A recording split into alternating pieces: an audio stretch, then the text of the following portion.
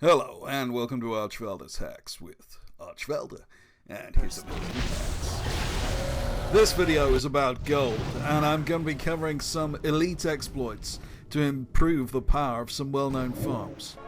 When it comes to gold making, only so much can be revealed by the exploiteer. The techniques I will discuss in this and subsequent videos are methods which have endured through numerous patches and are difficult or impossible to fix due to being inextricably linked to chunks of fundamental game code. Some you may not even think are exploits at first glance. Some will undoubtedly be fixed, which may be by design. Nothing creates more opportunity for the exploiteer than new and unstable code. When it comes to the ghost in the machine, nothing is what it seems. The most spectacularly profitable plays I've encountered in Warcraft often seem ridiculous or trivial. Discount nothing, explore everything. In the Isle of Giants, you can use an effective yet simple method for farming over 5,000 gold in only a few minutes every couple of days, using the exploitation of class trials. The Isle of Giants itself is a weird anomaly on the north coast of Pandaria, with no questline and no real connection to the rest of the game. You have to fly out there across the fatigue zone before you find the relevant flight master. The dinosaurs on this island drop pets, a primal egg which turns into a mount, and giant dinosaur bones. Now this is where it gets interesting and an exploit opportunity opens up for multiple class trial characters. In a cave you'll find the only questgiver on the island, Kuma, who offers only daily quests. There are 5 quests, and the only 2 that concern us are the More Giant Dinosaur Bones quest, which will give you a mode of harmony for 9 dinosaur bones, and Many More Giant Dinosaur Bones, which will give you a Spirit of Harmony for 99 dinosaur bones. Spirits of Harmony are in high demand at the moment, fetching an average of over 300 gold across all realms. You can take advantage of these quests with class trial characters. Simply create as many as possible. You can have a maximum of 8. You can also use alts that you're not actively using for current content. You can just rush around farming the dinosaurs in the traditional manner. However, to make this time efficient, it is much better to park each class trial or alt near a concentration of dinosaurs, repeatedly logging in and out on each trial or alt you're using, and farming the dinosaurs in the immediate area. On some realms you can actually bypass the farming altogether, as dinosaur bones sell very cheap. Technically, anytime 99 dinosaur bones are selling for less than a Spirit of Harmony, you have an overlay and a profit opportunity. Once you've acquired a decent amount of bones on each trial character or alt, you can then park them next to Kuma until your supply is exhausted. Ideally, if this is possible, you'd want to turn them in just before and after daily quests reset. The maximum you can make from this in one day is 8.8 Spirits of Harmony, and at an average price of 305 gold multiplied by a maximum of 8 class trial characters, you'd get 2,684 gold almost instantly. Potentially more with alts. If you're able to log in just before the daily reset, you can make 5,368 gold in a few minutes. Again, not inclusive of any alts you may be using. The whole process, including farming, should get you at least 24,000 gold per hour invested, but it is possible to get over 50,000 if you really push it. This is my favourite method of earning gold, because it mostly just involves you logging in on your class trial characters completing the quest, and the whole process takes only seconds on each class trial or alt. Whilst not technically a vendor farm, the spirits sell extremely fast, even on my low pop realm. The second farm in this series is the Deadmines Defias Overseers, and this has to be one of the weirdest farms in all of Warcraft. You are farming just 2 mobs in an entire instance, which drop 2 items with just a slightly over 1% chance. These are the Blackened Defias gloves and the Blackened Defias leggings. Because of the difficulty of obtaining them, they are priced at almost 17,000 gold on the auction house at the time I recorded this, across all realms. I first found out about this from Student Albatross, who himself found out from some unnamed players on his stream. I'll link to Student's video below. The Defias Overseers can be found just outside of and to the right of the Helix Gearbreaker area, the second boss in the instance, and the two mobs are having a conversation next to our pipe. Now you're literally going to be farming just one mob, and the way this farm works requires you to be able to drop combat quickly. What you do is kill the mob nearest to you, and then you'll aggro the second. Now it is very important you don't kill the second mob, you want to drop combat somehow. When you drop combat, the second mob will reset and then the first will respawn. The key to this farm is resetting combat quickly, and I believe I'm the first person to publish the following method, which I believe to be the fastest method of doing this in-game currently. The obvious class choice for this farm is a hunter, as other gold channels have suggested, because their feigned death ability allows them to drop combat every 30 seconds or so. However, there is a trick to increase the speed you can drop combat and farm these mobs.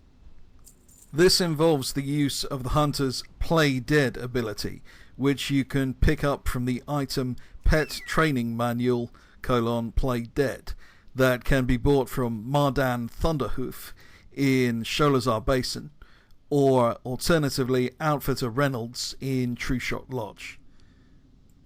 This item allows your pet to essentially feign death, but it's treated as a separate ability to feign death, with a separate cooldown. Here's how you use it in the Deadmines. Kill the first Overseer, and then feign death to get out of combat with the second mob. Now, this is important. Leave your character in feign death mode, but order your pet to attack the first mob as it respawns. And when the second mob attacks, use the Play Dead ability. Now, take your player character out of feign death and wake up your pet, so the cooldowns on each ability can start running down. Using this method, you can kill and reset the mobs twice every 30 seconds, literally doubling the speed with which you can kill the mobs and farm Defias gear. Now, assuming you could sell those items for 17k each on the auction house instantly, then this would be 100,000 gold an hour farm. Of course, as with most high-priced items, they aren't going to sell straight away, but they will sell eventually. I'd farm this location for a few hours every now and again and put one of each item on the auction house every time you post something, and start farming again when you're out of stock. This, in fact, is how you should do most big-ticket item farms. The third farm on our list is the Untamed Clefthoofs farm in Nagrand in Draneor. Now, this farm has been reposted many times over the years by several YouTubers.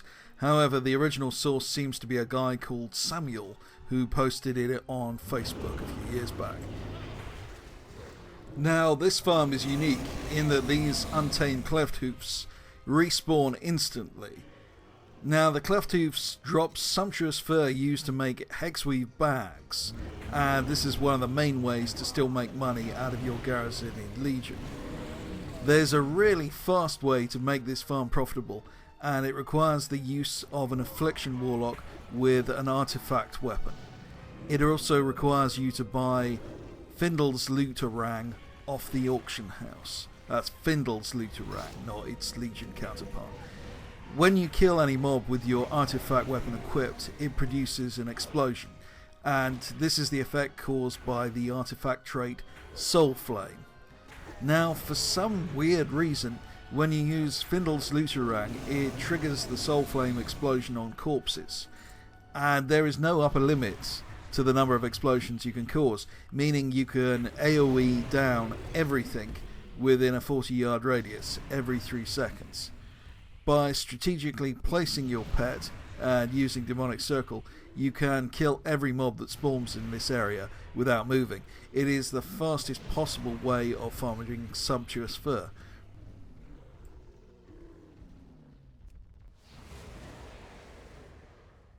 Cobra Scales are items obtained from skinning, currently worth 1800 gold on the auction house due to their value in crafting popular items such as hats.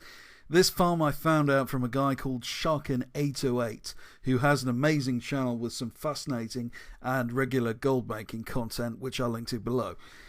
Here in Shadowmoon Valley, the mobs Kolskar Cobras drop the scales. Many of them are deep inside a cave, and the problem with caves is that being indoors, you can't mount, much less fly, and that dramatically reduces the speed that you can farm the mobs at. I found a simple solution to this problem. You can use a warlock or monk for this. If you don't have one, a class trial will do fine.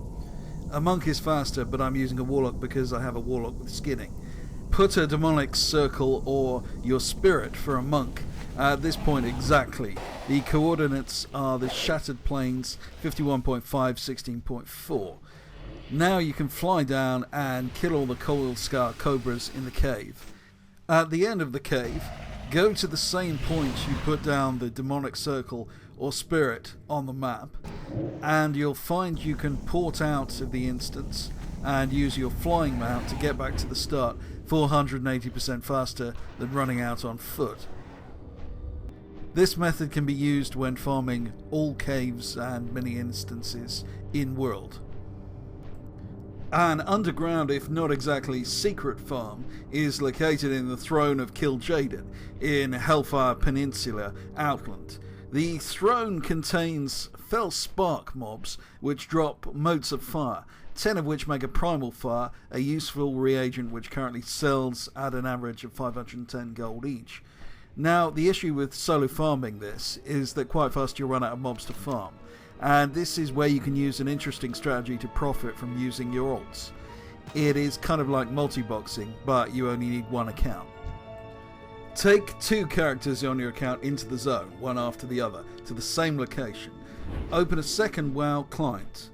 Log in on your first client on your first character. Aggro the Fel Sparks, but do not damage them. Then log in on your secondary client with a second character. If you did this right, you should see your first character still in game motionless being attacked by the Fel Sparks. Kill all the Fel Sparks with your secondary character and loot them. Then log back in on your first client, again without logging out on the second, and you'll find that your first character can see loot sparkles from all the dead mobs. Loot the mobs again and repeat. Now, I've logged in on my main mage, Archvalder, but if you look to the left you'll see my monk, Miliaris. Now I'm gathering up a whole load of Fel Sparks using my mage's Spell Steal ability. Note that Spell Steal aggroes but does not damage the Fel Sparks.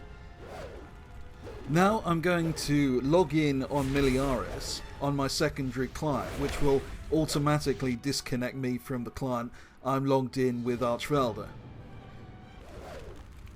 Now I'm logged in on Miliaris, and you can see Archvalder still in game motionless. Now these 2 characters are on the same account. This is not multi-boxing. Miliaris then loots all the mobs, and I can then log back in on Archvalder, who will then be able to loot the same mobs. This is like multi-boxing without actually buying a second account.